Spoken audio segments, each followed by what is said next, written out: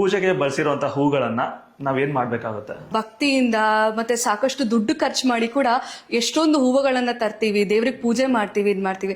ಆಮೇಲೆ ಆ ಹೂವನ್ನ ನಾವ್ ಏನ್ ಮಾಡ್ತೀವಿ ಅನ್ನೋದು ಇಂಪಾರ್ಟೆಂಟ್ ಆಗುತ್ತೆ.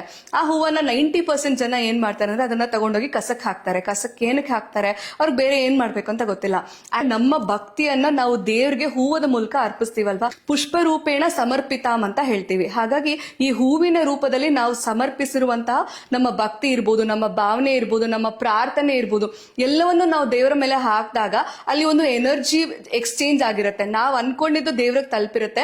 ದೇವ್ರು ಏನ್ ನಮ್ಗೆ ವರ ಕೊಡ್ಬೇಕಂತಿರ್ತಾರೆ ಅದಕ್ಕೆ ನಾವು ಪ್ರಸಾದ ರೂಪೇಣ ಅಂತ ಹೇಳ್ಬಿಟ್ಟು ಆ ಹೂವನ್ನ ತಗೊಂಡು ಒಂದು ತಲೆ ಮೇಲೆ ಇಟ್ಕೋಬೇಕಾಗತ್ತೆ, ಅಥವಾ ಗಂಡಸ್ರಾದ್ರೆ ಜೋಬಲ್ಲಿ ಇಟ್ಕೊಳ್ಳುವಂಥದ್ದು ಒಳ್ಳೆಯ ಒಂದು ಪ್ರತೀತಿ ಆಗಿರುತ್ತೆ.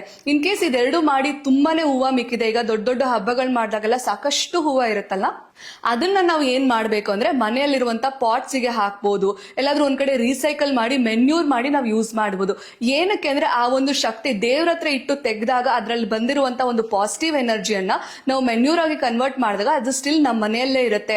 ಅದನ್ನ ಬೇರೆ ಬೇರೆ ಗಿಡಗಳಿಗೆ ಹಾಕಿದಾಗ, ಮನೆ ಸುತ್ತ ಹಾಕಿದಾಗ ಕೂಡ ಎಲ್ಲಾ ಕಡೆ ಆ ಒಂದು ಪಾಸಿಟಿವ್ ಎನರ್ಜಿ ವೈಬ್ರೇಷನ್ ಸ್ಪ್ರೆಡ್ ಆಗುತ್ತೆ.